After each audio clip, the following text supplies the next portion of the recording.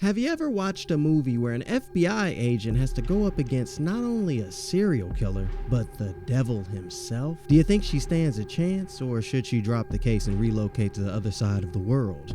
And would that even change anything? What would you do if you were in her shoes? That's the question you'll be asking yourself while you hear the plot of our latest horror film. Say a prayer, bring your holy water along, and let's dive in. The story begins in the early 1970s during winter in Oregon. A young girl goes outside her house and sees a car parked near her street. She's walking toward it when she hears a voice and turns around to find a pale and creepy man approaching her. He calls her the almost birthday girl and says he wore his long legs that day. Then the man bends down suddenly and his face reveal is such a jump scare that you will definitely spill your popcorn. If you think you have the stomach for this, then so be it. 20 years later in the 90s, FBI agent Lee Harker is assigned to a case with her partner, Agent Fisk. They go to a neighborhood to ask around for a suspect, but Lee manages to point out the house on her first hunch. Fisk opens the door and gets shot in the head, and this forces Lee to draw her gun and enter the house. She catches the killer sitting at the edge of his bed with his hands raised. Agent Carter, Lee's boss, is impressed by Lee's perception and figures she might have some kind of psychic ability. He puts her on the team investigating a murder case that's been going on for decades, involving many families who were murdered by the fathers before they took their own lives. Letters with satanic symbols and codings were found at the scene of each crime,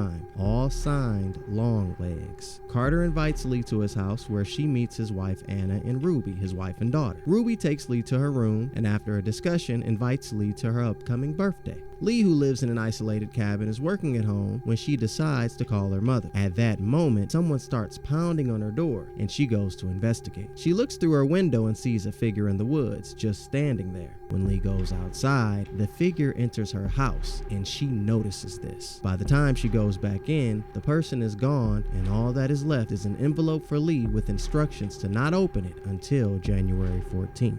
Lee opens the envelope and finds a birthday card which has similar satanic coding to the letters that her boss mentioned. From this, she's able to decode a graphic threat of violence along with a passage from the book of Revelation. I stood upon the sand of the sea. Carter brings in Lee to investigate another Longlegs murder. Once again, the father was the culprit and Lee and Carter discover the decomposing body of one of the man's daughters. Lee has a theory and she brings it to Carter. Each of the murders happened within 6 days of the birthdays of the daughters and all of the dates being the 14th of any given month. The dates of all of the murders form a triangle on a linear calendar with one date missing from the equation, and it is believed that is when Longlegs will strike again. Lee doesn't tell her boss that she got the letter from Longlegs, but she suggests that Longlegs might have someone or several people helping him in the murders. After this, Longlegs, who has stringy hair, a bloated face, and skin that looks as white as chalk, is shown going to a store to get supplies. He tries to pull some weird stuff on the teenage clerk, but she calls her dad on him. Longlegs gets into his car, ranting and screaming like a madman.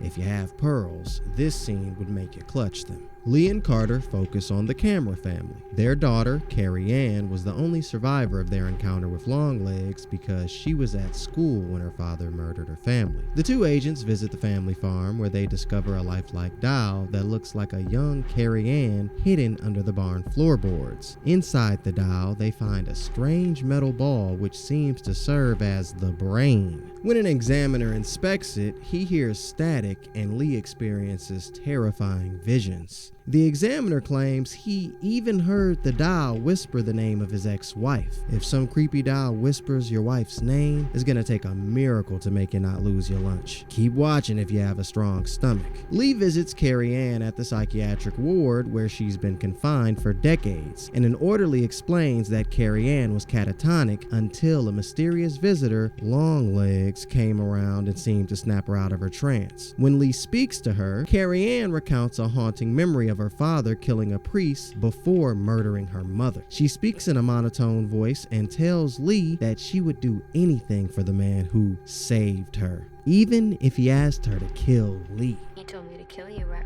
here in this room with my bare hand. I'd surely do. Carter tells Lee that he knows she had an encounter with Longlegs when she was a child that she had probably repressed. Lee goes to visit her mother Ruth, who is a religious fanatic that is always encouraging Lee to pray, even though she says she never does. Ruth tells Lee that she's lucky to have grown and gotten older because of what she did for her. In the house, Lee finds pictures of a mysterious man. The picture was taken by a young Lee back when Longlegs came to see her and her mother. She is the girl in the opening scene. Lee brings this information back to Carter. Quite frankly, this plot twist made my head spin, but sadly, the film wasn't done with me yet. Using this evidence, the FBI tracks down and arrests Longlegs, who identifies himself as Dale Ferdinand Cobble. During an interrogation, he sings happy birthday to Lee. When she confronts him, Longlegs taunts her with cryptic comments about serving the man downstairs and tells her to ask her mother about his accomplices. He ends the encounter gruesomely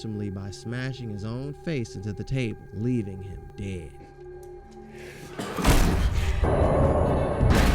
Carter scolds Lee for letting the situation spiral out of control and complains they may never uncover the identity of Longlegs' accomplice. He also confirms that Carrie Ann couldn't be involved, as she had just jumped off the roof of the psychiatric ward. Later, Lee goes with Agent Browning to see her mother, and once they're there, Ruth ambushes Browning, killing her with a shotgun. Lee confronts her mother, who's holding a doll that looks like a young Lee. Ruth tells Lee that she is now free of Longlegs' control and shoots the doll, releasing a puff of black smoke from its metal core. Lee collapses immediately. Is she dead? In a coma? Was this demonic talk real all along? Or is Longlegs just a kooky serial killer? Ruth begins to narrate a story. Starting the day Longlegs first visited, Ruth begged him to spare her and Lee when he returned that night to commit the murders. From then on, Ruth became his accomplice, delivering dolls resembling the daughters of each family. These dolls, imbued with satanic magic, manipulated the fathers into committing the killings. Ruth disguised herself as a nun, claiming the dolls were gifts from the church. Longlegs had been living in the Harkers' basement, making him the man downstairs. Ruth justifies her actions as a way to save Lee from dying and going to hell. The Lee doll had been the psychic voice guiding her investigations. Lee wakes up in her old bedroom and finds her mom gone. The phone rings. A creepy voice tells Lee she's missing Ruby's birthday. She rushes to the shed to grab her mom's car and heads to Carter's home. When Lee arrives, Ruth is already there with a doll resembling Ruby. The family is in a trance. Lee tries to warn Carter, but he sounds angry and abrasive. Ruth suggests cutting the cake. Carter and Anna go to the kitchen, and Anna is heard being stabbed. Lee pleads with her mom to stop, but Ruth is determined. Lee shoots Carter before he can harm Ruby. Ruth, furious, lunges to stab them both, but Lee shoots her in the head.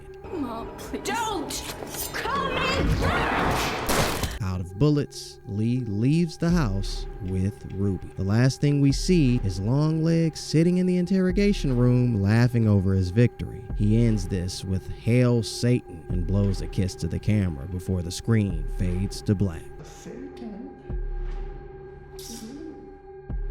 We hope you enjoyed this video. Let us know your thoughts down below. And don't forget to like and subscribe for more deep dives into disturbing films from the Replay Media. Okay, you made it this far. Click the join button below and become part of the Replay Media fam, with perks like early access to videos and exclusive content for horror fans. What are you waiting for? Join now.